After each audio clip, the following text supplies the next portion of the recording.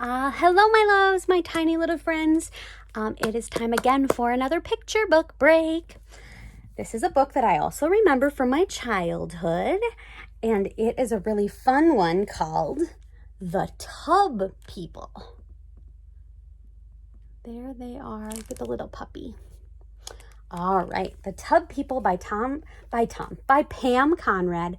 Illustrations by Richard Agilski, if you know how to pronounce that. I apologize if it was incorrect. So this little flap here says The Tub People: father, mother, grandmother, doctor, policeman, child, dog. All right. This was from the Anoka County Library. When I was little, my mom used to go buy books from the Anoka County Library because they had this thing, if they were getting rid of a book, then you could buy it. So mom used to buy us a lot of books there. And this was one of them. So this is called The Tub People. The Tub People stood in line all day at the edge of the bathtub. There were 7 of them, and they always stood in the same order: father, the mother, the grandmother, the doctor, the policeman, the child, the dog. They were made out of wood, and their faces were very plain. They could smile or frown or cry or laugh, and sometimes they would even wink at each other, but it hardly showed. And this says shampoo, Lily Pond shampoo.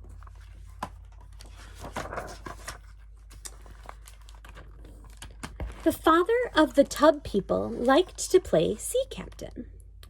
He would take the mother and the grandmother and the child for a ride in the floating soap. The others stood at the edge of the tub and waved. Once in a while, the child of the Tub People would slide off the soap into the warm bath. "Help! Help!" and the captain would rescue him. "We are coming! We are coming!" The policeman and the doctor liked to have water races, bobbing from one end of the tub to the other, and the child would cheer. The grandmother would say, "Hush, you're very noisy."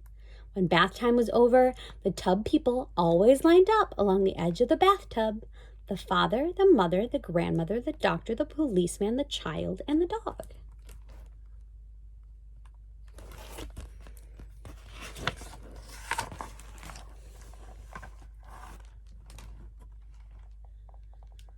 But one evening, the bath water began rushing down the drain before they were lined up, pulling all of the Tub People this way and that. And the soap danced over the drain, turning and turning at the top of a whirlpool. Standing on the soap, getting dizzier and dizzier, was the child of the Tub People. "Help! Help!" But this time his father could not save him. Oh no.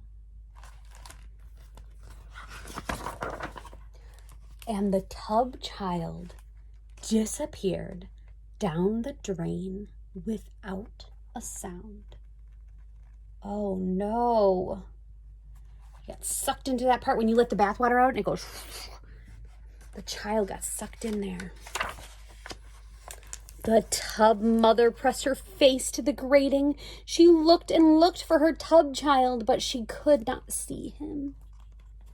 So this is like if you were down the drain looking up. Later that night, the Tub People lined up on the edge of the tub. Just 6 of them. The soap was soft, and back in the soap dish, the washcloth made a lonely dripping sound as it hung from the faucet. The Tub People felt very sad.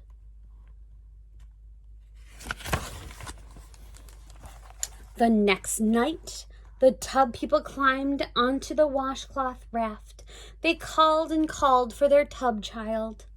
Of course, they knew exactly where their child had gone, but somehow they felt comforted by calling for him. "Honey, where are you? Please come home now. Please come back." But he did not answer. Every evening, the Tub People continued to float in the bathwater, but in time they stopped calling, and they never winked at each other anymore.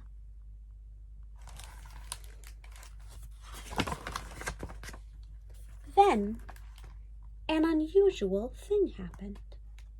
The bathwater began going down the drain slower and slower. Big people came and peered into the tub. "What's the matter with the tub drain?" they asked, and they filled the room with deep voices and blocked the light. "What's the matter with the tub drain?" The tub people stood woodenly in their line. If they could have spoken, they would have shouted out what a terrible drain it was and how it had sucked away their little tub child. But they were silent.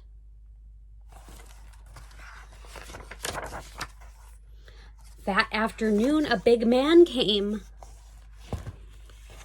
and pried off the drain cover, and grunting as he worked, he shone a light down the drain and frowned, and he pushed in a long wire and jiggled it up and down and up and down. "Come home now," the grandmother whispered. And out of the drain popped the little tub child, wet and tired. The tub people stood in a line quietly watching. One by one they smiled, the father, the mother, the grandmother, the doctor, the policeman, and the dog.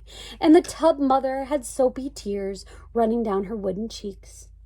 But the big man did not look at them. He tossed the tub child into his toolbox and shut it with a click and left. The tub people waited for bath time, hoping their tub child would come back. But bath time never came.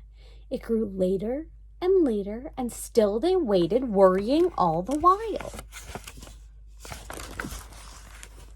And finally, they felt that they could wait no longer.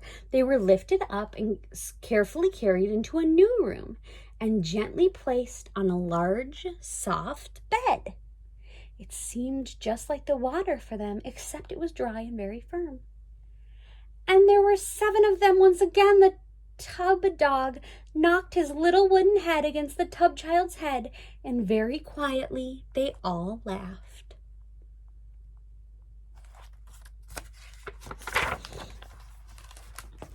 There was a thick quilt on the bed, and it was all bunched up. They would go mountain climbing. The father liked to be the leader, and he would lead them up one side of the mountain, and then they would all tumble easily down the other. The grandmother liked to hide under the pillow and have everyone come find her. And the tub child liked to fall off the edge and have his father rescue him. See, the tub dad is holding the tub child. And each night, when the lights were out, they lined up along the windowsill just as they had along the bathtub edge. The father, the mother, the grandmother, the doctor, the policeman, the child, and the dog.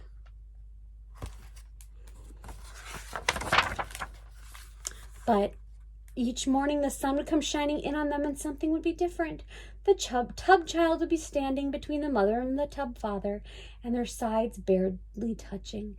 And if you looked very, very closely, you would see that they all had smiles on their small wooden faces.